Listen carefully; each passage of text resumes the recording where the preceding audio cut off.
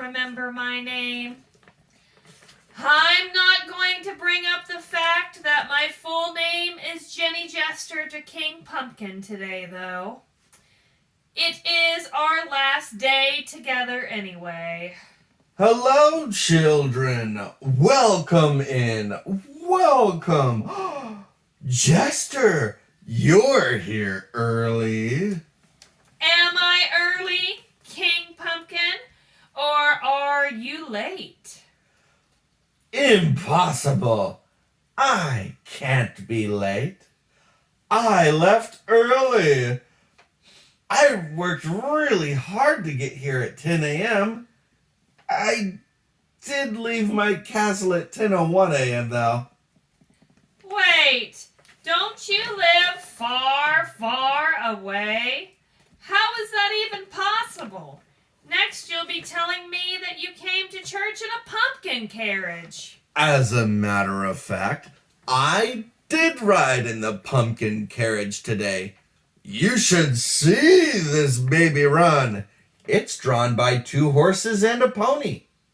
That means it's got 2.5 horsepower. And you should hear the sound system. State of the art. Oh, really? Does it play CDs? No, only vinyls.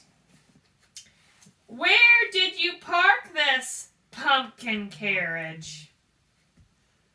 Why, on the grounds of the church is a lovely pumpkin patch, of course.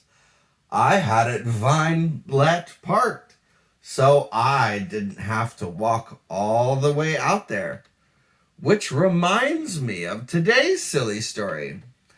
Hand me the royal joke book, Jester.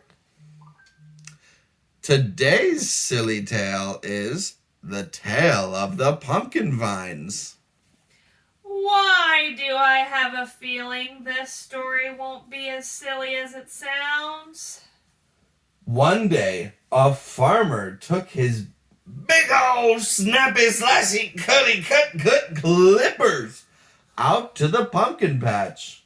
Yep, not as silly as it sounds. In the pumpkin patch, he went out to the great big old heavy mega mighty massive jumbo ginormous gargantuan king size pumpkin vine in the pumpkin patch with those big old snappy slashy cut clippers.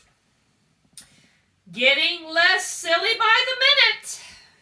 He saw some vines that were healthy and strong, with great big heavy mega mighty massive jumbo ginormous gargantuan king size pumpkins growing all around. Nothing but sincerity as far as the eye can see. Pumpkin spicely, Jester. The pumpkin patch was very sincere, but not in its entirety. The farmer also saw some small, scrawny, itty-bitty, tiny, whiny vines that were not growing any pumpkins at all. Why do all of your stories sound so familiar? The farmer took those big old snappy slicey cut clippers and he cut off the scrawny itty bitty tiny whiny vines. Then he threw them into the fire. Once again, not a silly story. Wait, what's this? Pool's label from Bible. This isn't a joke book. It's a Bible!